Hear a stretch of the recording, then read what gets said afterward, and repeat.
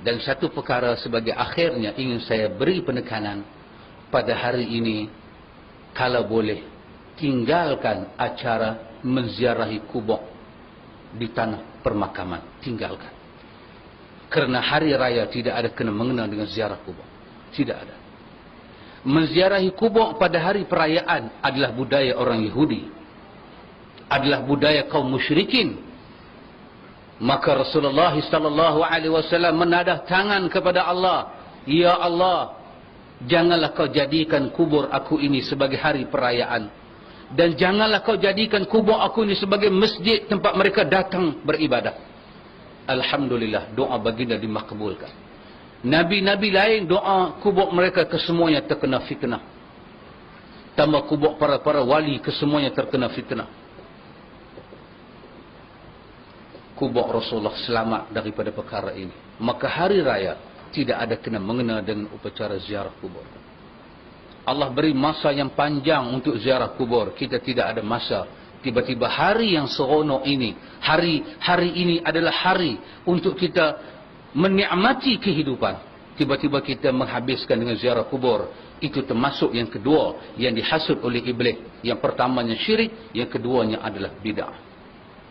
Dan baginda menyebut dalam hadis Imam Bukhari, la'anallahu al-yahud wa nasara ittakhadha qubur anbiya'ihim masjida.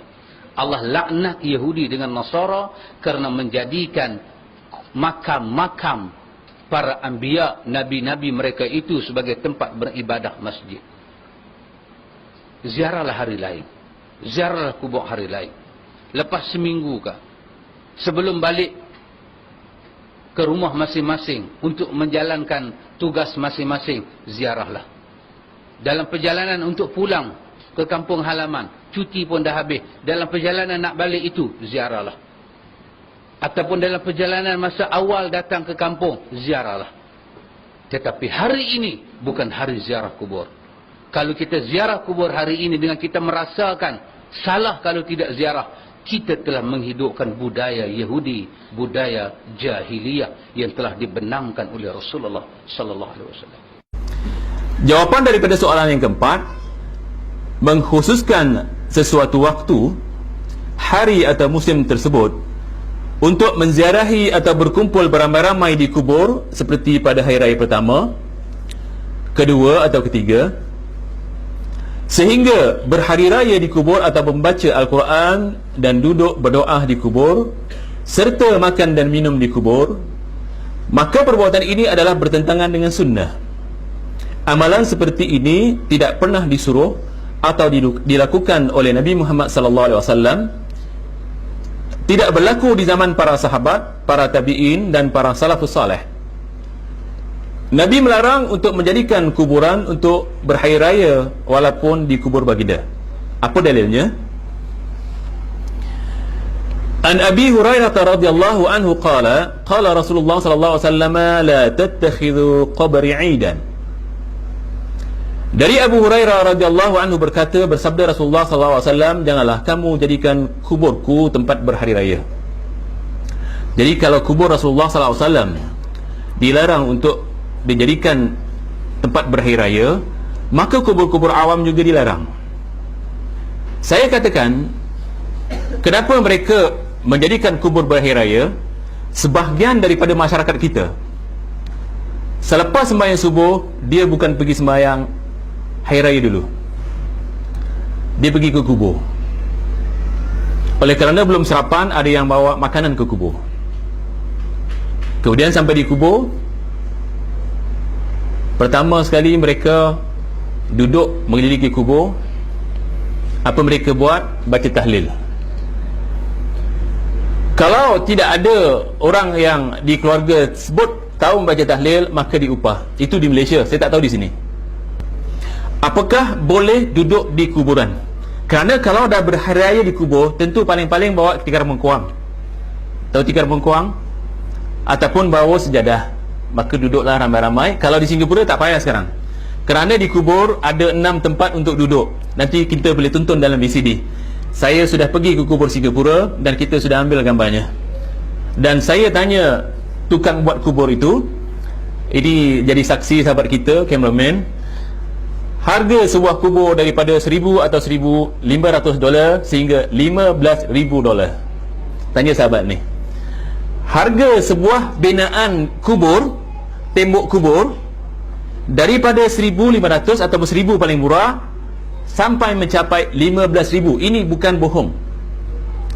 Kalau ditukar ke duit Malaysia, ya, lebih kurang RM30,000 lebih.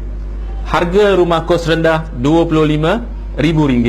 Kalau dihadiahkan kepada seorang miskin untuk beli sebuah rumah kos rendah, orang yang hidup dapat rumah, ini dia buat untuk orang yang mati. Tuan-tuan dan puan sekalian, berkenaan dengan adab menziarahi kubur, ni pagi raya, dia adalah adat. Bahkan kalau kita tengok hari ni di Singapura, lebih serius lagi. Saya bimbang ia berlaku dalam negara kita, bimbang lah. Saya difahamkan berlaku di beberapa buah negeri, di beberapa tempat yang terpencil. Tapi di sebelah Singapura, kubur tu macam tempat makan kuih semua, bawa kuih raya semua duduk di situ ramai-ramai. Dia ada tempat duduk dia. Ini tak betul, ini salah. Mengapa kita khususkan hari ziarah kubur tu pada pagi raya? Mengapa? Persoalannya mengapa? Bukan haram ziarah kubur, tak. Ziarah kubur satu tuntutan, satu sunnah. Kuntu nahaitukum an ziyaratil qabr fazuruha fa innaha tudzakirukumul akhirah. Dulu aku larang hampa ziarah kubur, sekarang ni ziarahlah. Kerana menziarahi kubur itu mendekatkan kamu, mengingatkan kamu tentang hari akhirat. So Nabi SAW ziarah kubur, tak ada masalah nak ziarah. Persoalannya bukan isu ziarah, persoalannya adalah mengapa dikhususkan pagi raya. Dia berkata, tak ada masa, kami tak ada masa ni je ada. Takkan tak boleh cuti-cuti lain tak balik. Mengapa tak main awal hari raya, kita tak awal sehari, awal 2 hari sebelum kita? Mengapa kita letakkan pagi raya?